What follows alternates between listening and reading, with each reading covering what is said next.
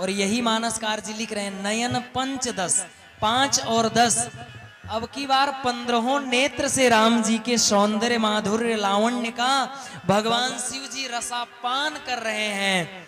मेरे राघव तेरा मुस्कुराना भूल जाने के काबिल नहीं है, जब से देखा है जलवा तुम्हारा कोई आंखों में जचता नहीं।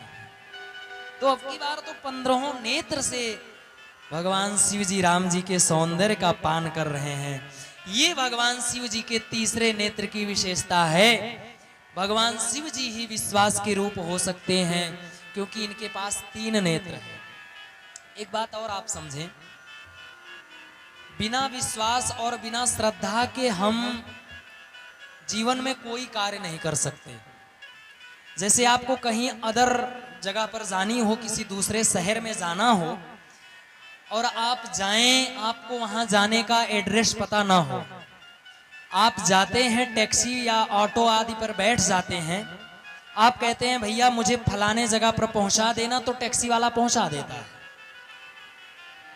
अच्छा, यदि आपको विश्वास आ जाए, आपके अंदर से श्रद्धा चली जाए, पता नहीं टैक्सी वाला कहां ले जाएगा, मुझे मेरी मंजिल पर ले जाएगा कि अपने घर लेकर जाएगा, तो आप जा पाएंगे क्या? नहीं जा पाएंगे ना। तो बिना श्रद्धा के, बिना विश्वास के हम अपने मंजिल तक नहीं जा सकते, किसी अजनबी शहर में नहीं जा सकते। आप भगवान को कैसे पालेंगे? आपके अंदर श्रद्धा तो होनी चाहिए। और यही सत्य है। हम कोई फसिल लगाते हैं, हम किसी वृक्ष का रोपाई करते हैं, तो हमें इस बात का कन्फर्म पता नहीं होता है कि हमें 100% इसका फल मिलेगा, लेकिन एक विश्वास होती है, यदि हमने कर्म किया है तो फल मिलेगा। उसी प्रकार से जब हम विश्वास करके भगवान सूर्यदेव को 1 लोटा जल देते हैं, तो आप ये समझें आपका जल सूर्यदेव जी को मिल रहा है। और यदि मन में ऐसी बात आ गई, दे तो रहे हैं, मिलेगा नहीं मिलेगा, तो मैं कहता हूं नहीं मिलेगा, है ना। इसलिए श्रद्धा तो होनी पड़ेगी, और श्रद्धा हो, विश्वास हो, फिर तो महाराज परमात्मा मिल ही जाएंगे। श्रद्धा के स्वरूप में भगवती पार्वती जी हैं, विश्वास स्वरूप भगवान शिव जी हैं। श्रद्धा आती है और जाती है, माने श्रद्धा का जन्म होता है, मृत्यु होता है। अच्छा, किसी व्यक्ति के अंदर हम अच्छाई देखते हैं तो हमारी ज्यादा श्रद्धा हो जाती है, और जब बुराई नजर आए तो श्रद्धा चली जाती है। तो श्रद्धा का जन्म होता है, श्रद्धा मरती है, लेकिन विश्वास तो अजन्मा है। एक बार जिस पर विश्वास हो गया, फिर तो महाराज विश्वास टिक नहीं सकता। और आप देखेंगे श्रद्धा का जन्म होता है। यही पार्वती जी पहले सती रूप में थी, अभी आगे कथा में आ रही है, और बाद में जाकर पार्वती बनकर आई है। तो श्रद्धा का जन्म मृत्यु दोनों होता है। भगवान शिव जी दूसरे श्लोक में इनका मंगलाचरण करते हैं, प्रणाम करते हैं, और इसके बाद मानसकार जी तीसरे श्लोक में भगवान शिव जी का ही वंदना करते हैं, लेकिन गुरु के रूप में करते हैं। एक बात आप ध्यान से समझें, व्यक्ति कैसा भी हो, कितना भी उसके अंदर दोष हो, कितना भी पापी हो, दुष्कर्मी हो, नीच हो, अधार्मिक हो, यदि उसके जीवन में कोई आचार्य आ गए, किसी गुरु का चरण मिल गया, किसी गुरु की कृपा मिल गई, तो आप समझ ले वह पूजने के लायक हो जाएगा। और गोस्वामी जी यही बात कह रहे हैं, वंदे बोधमयम नित्यम गुरुम शंकर रूपिणम यमाश्रितो हि वक्रोपि चंद्रः सर्वत्र वंद्यते। माने चंद्रमा जो टेढ़ा है, वक्र है, द्वितीया का चंद्रमा टेढ़ा है। और एक बात आपको बताएं, द्वितीया के चंद्रमा को कोई नहीं पसंद करता है। यहां तक द्वितीया के चंद्रमा को राहु ग्रस्ता भी नहीं है, ग्रहण भी लगता है तो पूर्णिमा के चंद्रमा को लगता है। अच्छा, आप ऐसे समझें, टेढ़े व्यक्ति को कोई पूछता है क्या? है? कोई नहीं पूछता है, लेकिन सीधे साधे व्यक्ति का लाभ पूरी दुनिया उठाती है। कोई सीधा हो तो महाराज उसकी लाभ सारी दुनिया उठाएगी, और यदि टेढ़ा हो तो लोग सोचते हैं दूर रहना, ये टेढ़ा है, पता चलेगा हमें भी टेढ़ा कर देगा। अब वो टेढ़ा है तो आपको मार के हाथ गोड़ तोड़ करके आपको टेढ़ा कर देगा, है ना। तो इसलिए टेढ़े व्यक्ति से लोग दूर रहते हैं। द्वितीया के चंद्रमा को कोई नहीं पूछता है, लेकिन वही द्वितीया का चंद्रमा जब भगवान शिव जी के मस्तक पर आ जाता है तो भगवान शिव जी के सामने लोग हाथ जोड़कर खड़े होते हैं और उसके साथ साथ उस चंद्रमा का भी वंदना हो जाती है।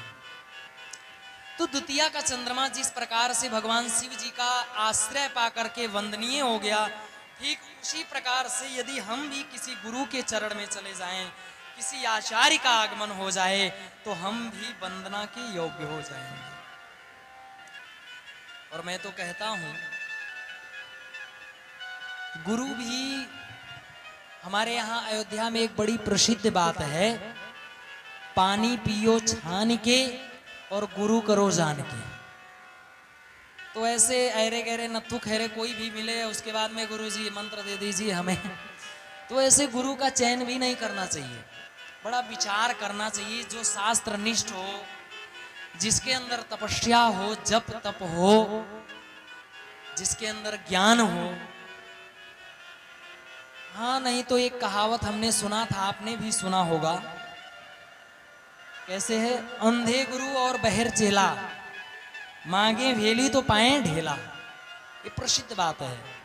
तो यदि आप जानकर गुरु नहीं करेंगे तो कोई पता नहीं है कि क्या हो जाए। गुरु जी को खुद ज्ञान नहीं है तो आपको बताएंगे क्या।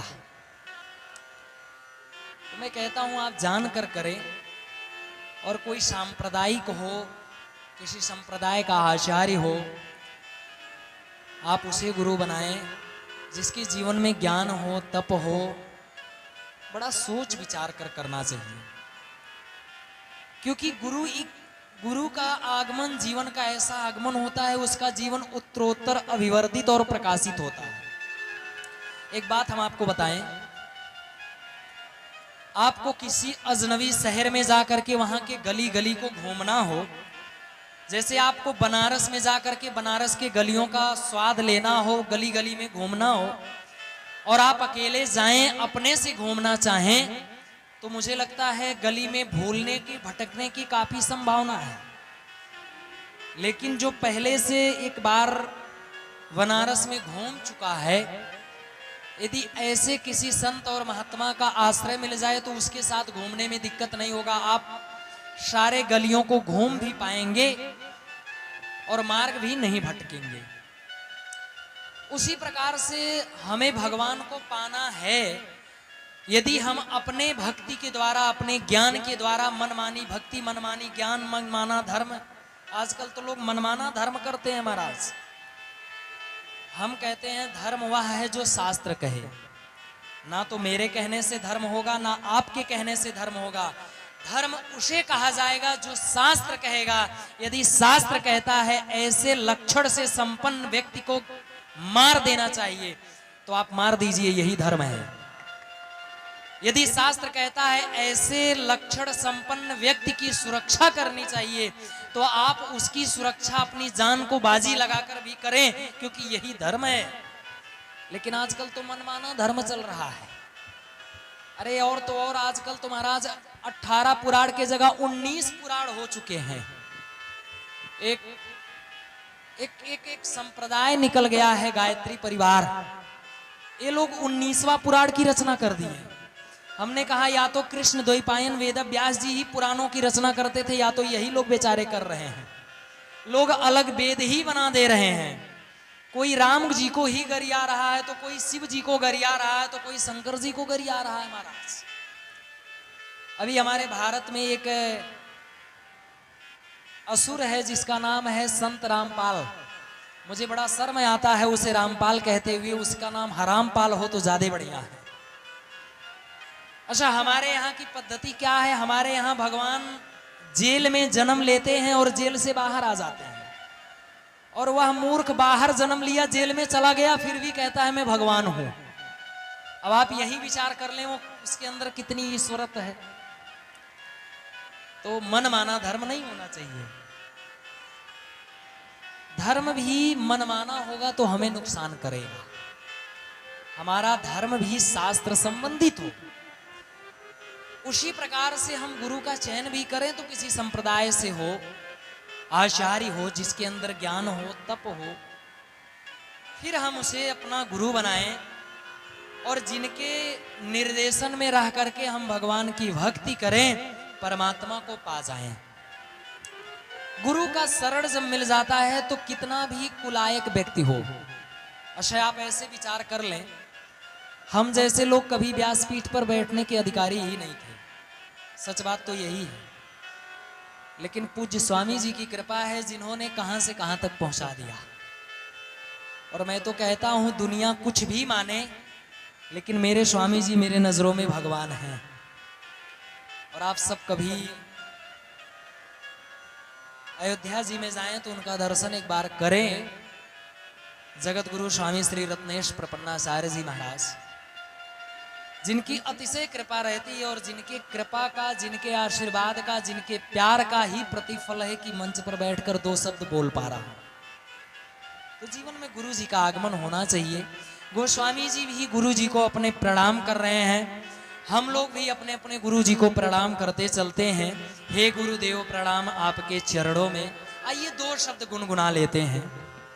सारे तीर्थ धाम आपके चरणों में, हे गुरुदेव प्रणाम आपके चरणों में, चरणों में। सारे तीर्थ धाम आपके चरणों में, हे गुरुदेव प्रणाम आपके चरणों में, चरणों में। सारे तीर्थ धाम आपके चरणों में, हे गुरुदेव प्रणाम आपके चरणों में।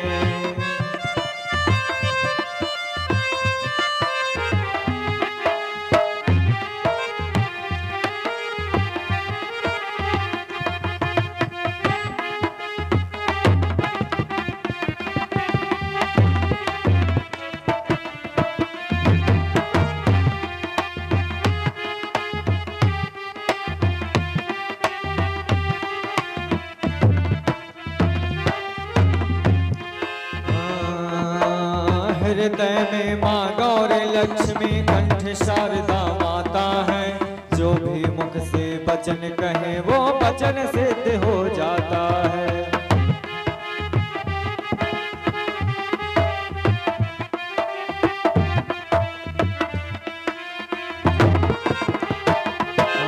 हृदय में माँ गौरी लक्ष्मी, कंठ शारदा माता है।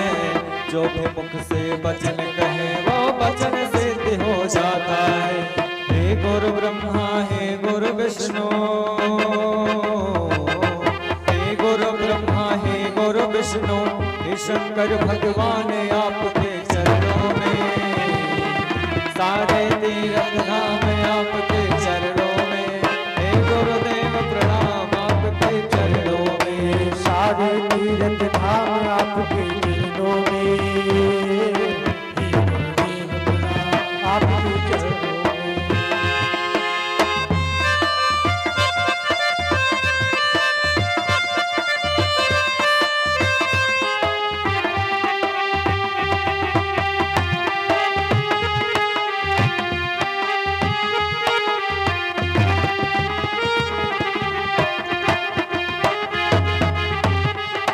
जय हो।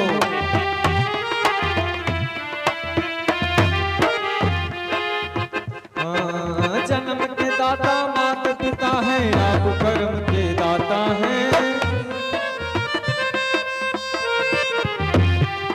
ये जन्म के दाता माता पिता है, आप कर्म के दाता हैं।